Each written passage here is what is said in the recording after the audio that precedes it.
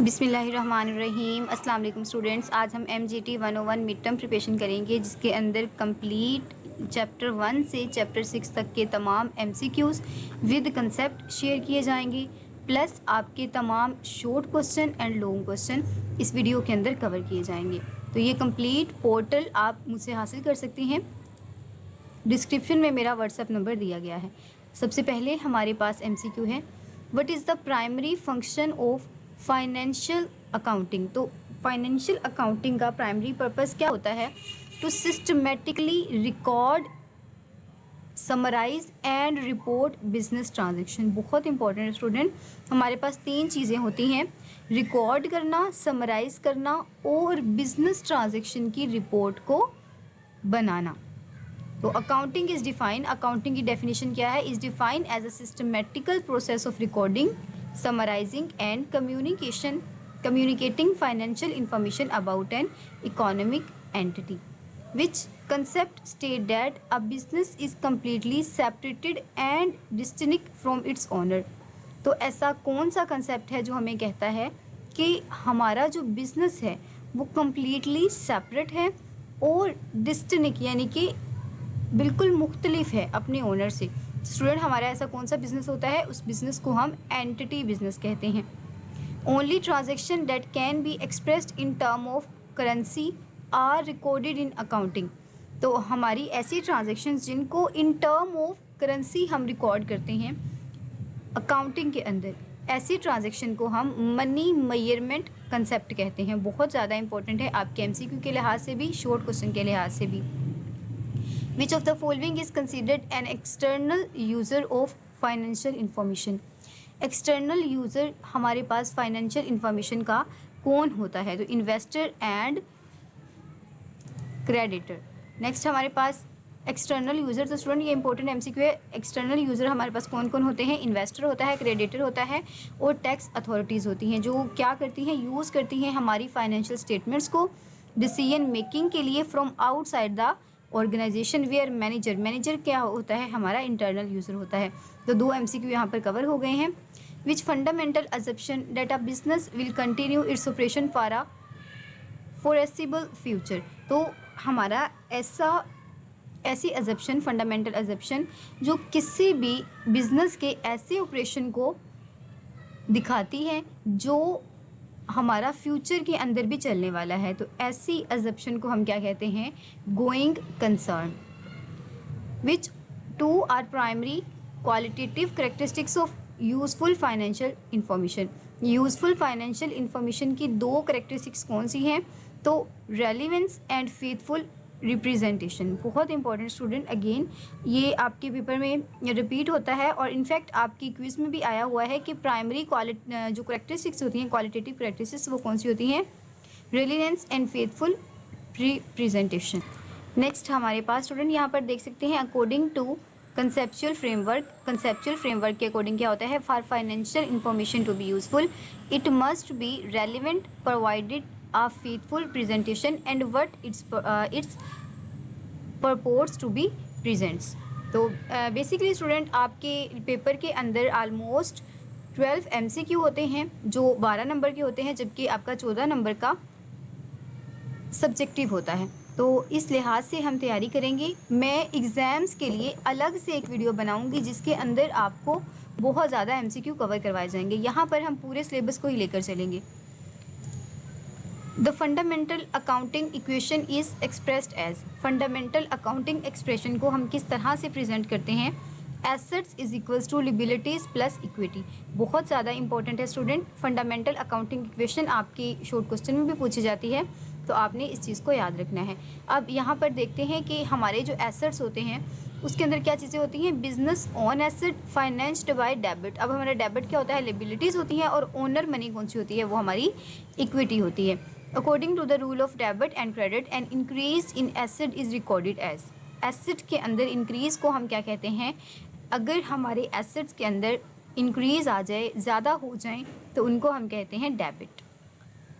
How is to increase a liability or equity account recorded. तो हम इसको किस तरह से इसको किस तरह से इंक्रीज़ कर सकते हैं? तो स्टूडेंट एज अ क्रेडिट हम इसको इंक्रीज़ कर सकते हैं। किस तरह से? Liability and equity are normal credit balance. तो ये इंपॉर्टेंट MCQ है स्टूडेंट। हमारे क्रेडिट बैलेंस के अंदर कौन सी दो चीज़ें आती हैं? Liabilities and equity. और इंक्रीज़ किस तरह से हम इनको कर सकते हैं? अगर हम इनको एज अ क्रेडिट रिकॉर्ड करते हैं तो if business purchases machinery for cash 50,000 what is the effect on accounting equation. अगर कोई बिजनेस मशीनरी को परचेज़ कर रहा है 50,000 के लिए, तो उस पर अकाउंटिंग इक्वेशन का क्या असर होगा? तो स्टूडेंट क्या असर होगा? One asset machinery is increase by 50K उसकी मशीनरी का एसेट बढ़ जाएगा। And other asset cash decrease by 50K। तो उसने जो 50,000 की मशीनरी ली है, या जाहिर सी बात है उसके पास 50,000 का सामान आ गया, लेकिन उसके पास जो 50,000 कैश था वो डिक्रीज़ हो गया, लेकिन टोटल जो एसेट है वो रिमेन अनचेंज्ड, क्योंकि जितना उसने पैसा लगाया है उसके बराबर चीज़ भी उसके पास मौजूद है।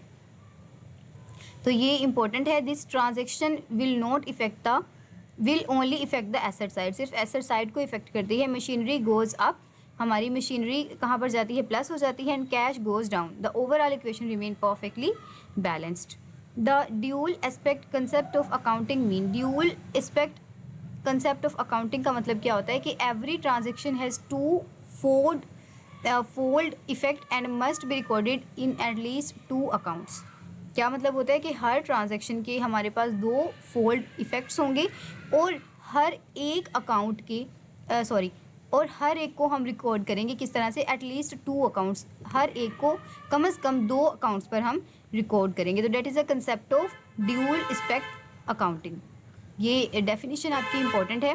विच of the following describes drawing. तो ड्राइंग को हमारा कौन सा कंसेप्ट डिस्क्राइब करता है? Cash withdrawn by owner for the personal use. If total assets of business are 1 lakh and total liabilities are 40,000, what is the owner equity? तो हमारे owner की इक्विटी किस तरह से होती है स्टूडेंट? हमने पीछे पढ़ा है कि एसेट का हमारे पास फार्मूला क्या होता है? लिबिलिटीज़ प्लस इक्विटी। तो जब हम इनको प्लस करते हैं तो हमारे पास क्या आंसर आता है?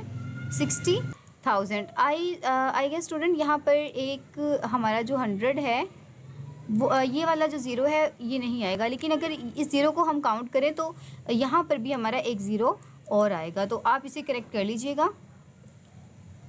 नेक्स्ट हमारे पास है चैप्टर नंबर 2 के MCQ।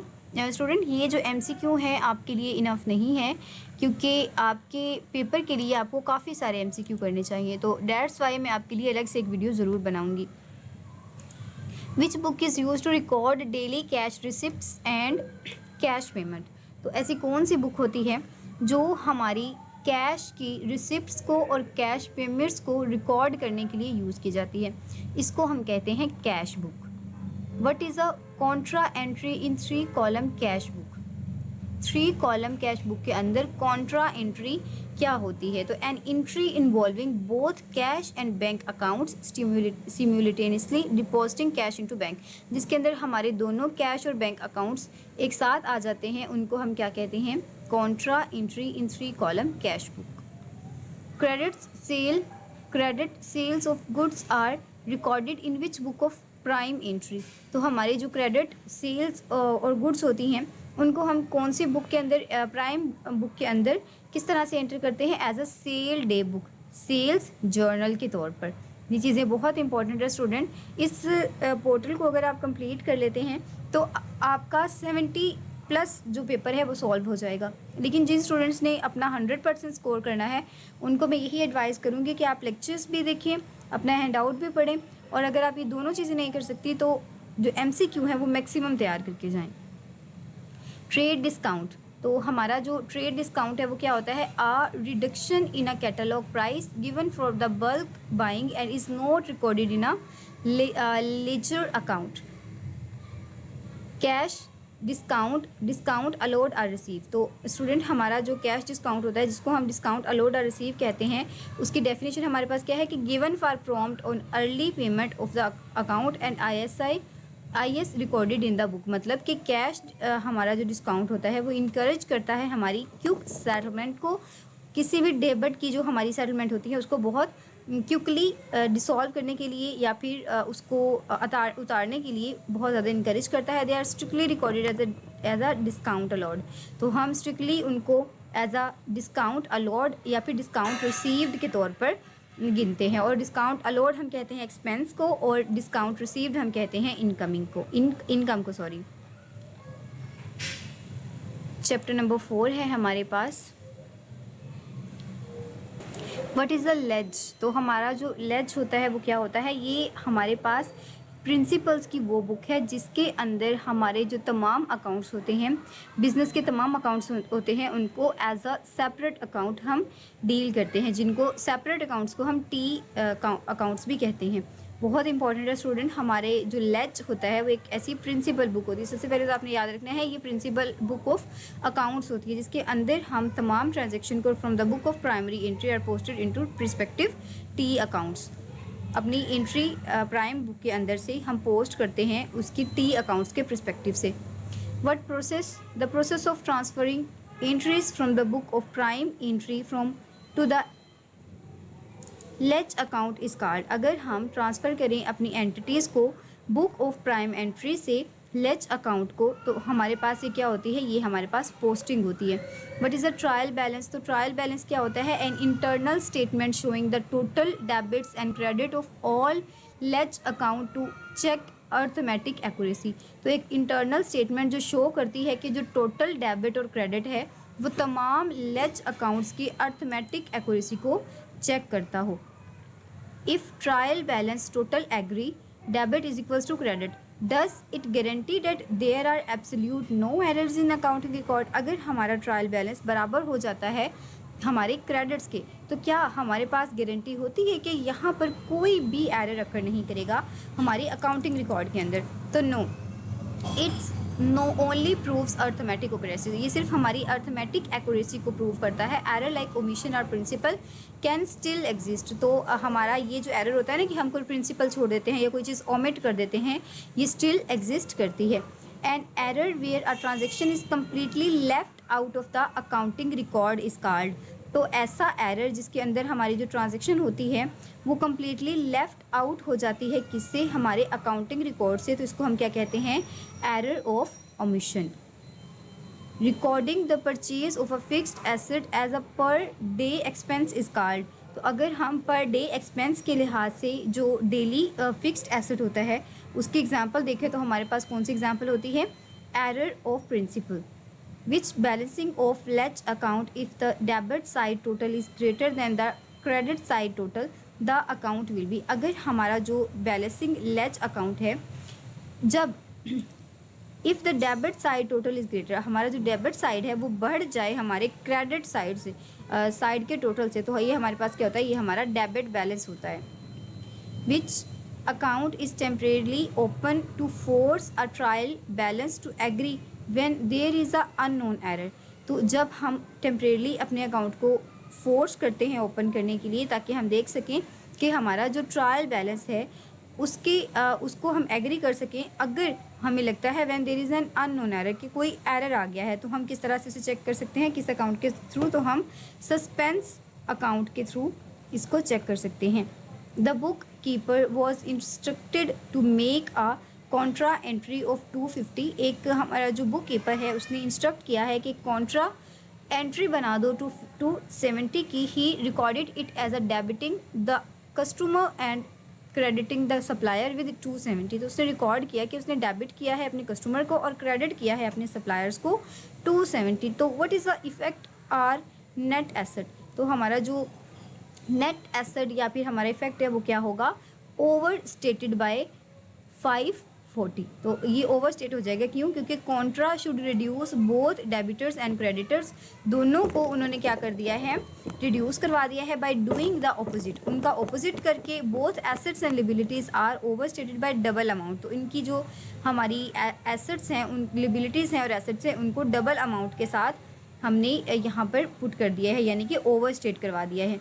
Danish give a cash discount of 40% या 40 rupees. The discount of wrongly credit to the discount allowed account the effect of the profit is, मतलब दानिश ने एक कैश पर डिस्काउंट हासिल किया है, कितना, 40%, the discount is wrongly credit to the, जो हमारा डिस्काउंट है वो रोंगली क्रेडिट हो गया है किस पर, हमारे डिस्काउंटेड अलाउड अकाउंट पर। तो इसका क्या फ़र्क होता है हमारे प्रॉफिट के अंदर, ओवर स्टेटेड बाई 80, यानी कि 80% से ये ओवर स्टेट हो जाएगी। किस तरह से कि discount level is an expense should be debit decrease profit by 40। तो हमारा जो डेबिट है वो डिक्रीज कर जाएगा 40% से, बट होता क्या है कि by crediting it treating as an income, अगर हम इसे एज ए इनकम ट्रीट करते हैं तो क्या होता है कि हम इसको 40 प्लस कर देते हैं, तो the profit is over stated by difference, तो माइनस माइनस प्लस हो जाएगा और प्लस 40 के साथ जब होता है तो डेट्स बिकम्स 80। नेक्स्ट लेक्चर हम करते हैं आपका ये जो बुक है, जो आपके MCQ हैं वो बेसिकली मॉड्यूल वाइज आते हैं, आपकी जो वीडियोस के मॉड्यूल्स हैं ना बिल्कुल उनकी तरह से। तो हम इंशाल्लाह MCQ को कुछ इस तरह से भी सॉल्व करेंगे, लेकिन ये जो MCQ है स्टूडेंट ये आपके बहुत ज़्यादा इंपॉर्टेंट है। यहाँ पर आपके शोर भी कवर हो रहे हैं और MCQ तो हो ही रही हैं। Under accrual basis of accounting expenses are recognise, तो एक्सपेंसेस को हम किस तरह से रिकॉग्नाइज कर सकते हैं, when they are incurred regardless of when cash is paid. तो जब हम उनको इस तरह से इनकर्ड करते हैं बगैर इस चीज़ की परवाह किए कि कैश को किस तरह से पे करना है। Rent paid in advance for the next accounting period is classified as, तो हम इसको किस तरह से क्लासिफाइड कर सकते हैं, as a prepaid expense यानी कि current expense. An expense that has been incurred but only yet paid as a year end is end. तो हमारे पास इस हमारा जो एक्सपेंस होता है उसको हम क्या कहते हैं, एक्योर्ड एक्सपेंस, और एक्योर्ड एक्सपेंस की हमारे पास जो टर्म है वो क्या है, current liability. What is a depreciation, the systematic allocation of depreciable amount of an asset over its useful life. तो इसका मतलब क्या होता है कि हमारा डिप्रिसिएशन एक ऐसा अकाउंटिंग एलोकेशन प्रोसेस है जिसके अंदर हम क्या करते हैं, separate the cost of tangible non current asset over it's estimated useful life. तो हम अपनी जो टेंजिबल नॉन करंट एसेट की कॉस्ट होती है उसको सेपरेट करते हैं किसके ऊपर, अपनी एस्टिमेटेड यूज़फुल उसकी लाइफ के ऊपर, कि कितनी देर तक ये हमारे लिए यूज़फुल रहेगा उसको हम डिडक्ट कर देते हैं। Which depreciation method charges a constant amount of depreciation expense each year. तो हमारा ऐसा कौन सा डिप्रिसिएशन का मेथड है जिसके अंदर एक constant amount of depreciation expense को हम हर साल माइनस करते हैं, that is a straight line method. The entry to record annual depreciation, अगर हम एनुअल डेप्रिसिएशन को काउंट करना चाहें तो हमारे पास क्या फार्मूला होता है या क्या हमारे पास एंट्री होती है, तो debt is debit depreciation expense credit accumulated depreciation. तो इसको आप याद कर लें, लिख लें, बहुत इंपॉर्टेंट है ये। What is a bad debit, bad debit क्या होता है student, customer balance that is deemed definitely uncollectibly and written off as a expense।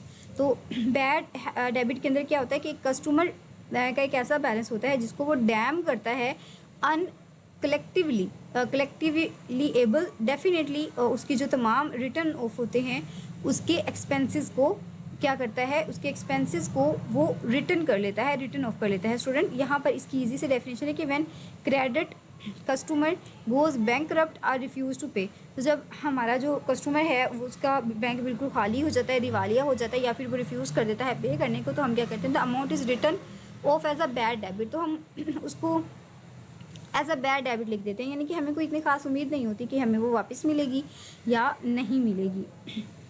Uh provision for doubtful debits is created to, तो हमारी जो प्रोविजन है जो हम डाउटफुल डेबिट्स के लिए क्रिएट करते हैं that is compile with prudence concepted by anticipating future potential bad debit from the current receivables।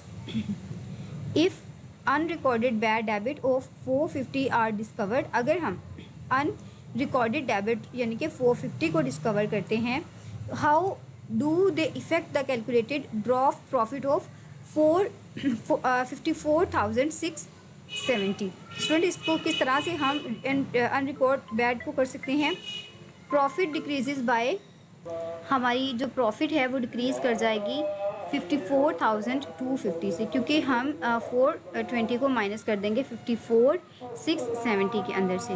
Which of the following is an example of unearned revenue. तो अनअर्नड रेवेन्यू जिसे हम income received in advance भी कहते हैं, that is a receiving cash from tenant from next year to the rent. तो next chapter हम अजान के बाद करते हैं। The two primary financial statement prepared at the end of year. तो दो हमारी जो प्राइमरी स्टेटमेंट्स होती हैं वो कौन सी है? स्टेटमेंट ऑफ प्रॉफिट और loss and statement of financial position, यानी कि balance sheet. What is a gross profit calculated? तो हम किस तरह से इसे कैलकुलेट कर सकते हैं? Sales revenue minus cost of goods sold at COGS। Which of the following is the formula for cost of good sold? तो कॉस्ट ऑफ गुड सोल्ड का स्टूडेंट ये आपका जो एब्रीविएशन है ये भी इंपॉर्टेंट है। क्या फार्मूला होता है? Closing inventory purchase plus opening inventory. Where do operating expensive like rent, salaries, depreciation appear? कहाँ पर अपीयर होता है? इन स्टेटमेंट ऑफ प्रॉफिट और loss deducted from gross profit to find net profit. Capital expenditure refers. तो capital expenditure किस चीज़ को refer करता है? Money spent on acquiring, improving or extending the life of a known current assets. Which of the following is a current asset? तो current asset हमारे पास क्या होता है? Inventory, stock held by resale. In a statement of financial position, how is new book value of a non current asset of calculated?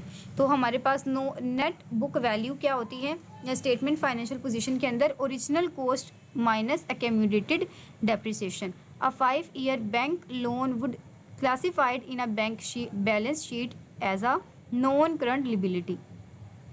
Closing inventory is valued in a account at किस के साथ हम इसको इन account के अंदर value कर सकते हैं? Lower of cost and net realisable value, यानी कि NRV। What is the effect of non profit on a balance sheet? तो बैलेंस शीट के ऊपर नॉन प्रॉफिट का मतलब क्या होता है? It is added to the owner capital at end year. Next हमारे पास शॉर्ट क्वेश्चंस हैं। तो सबसे पहला हमारे पास जो शॉर्ट क्वेश्चन है that is define financial accounting. तो फाइनेंशियल अकाउंटिंग हमारे पास क्या होती है student? Financial accounting is a systematic process. एक सिस्टमेटिक प्रोसेस होता है जिसके अंदर हम recording, summarising, analysing and communication financial transaction of an entity को डिस्कस करते हैं, जिसके अंदर एक्सटर्नल में हमारे पास आ जाते हैं इन्वेस्टर और क्रेडिटर्स, और किसके थ्रू हम करते हैं? एक फाइनेंशियल स्ट्रक्चर्ड स्टेटमेंट के through. What is a separate entity concept? तो सेपरेट एंटिटी का क्या कंसेप्ट होता है? It is a fundamental accounting principle that a business is separated and distinct legal economy entity from its owner. Personal transaction of a lower of owner must not be mixed with business transactions. There is an error occur student, मेरी side पर थोड़ा सा issue है। तो इंशाल्लाह ये जो next video है जो हमारे पास चैप्टर 3, 4, 5 और जो लॉन्ग क्वेश्चंस हैं इनको हम नेक्स्ट वीडियो के अंदर कवर करेंगे। फ़ी अमान अल्लाह।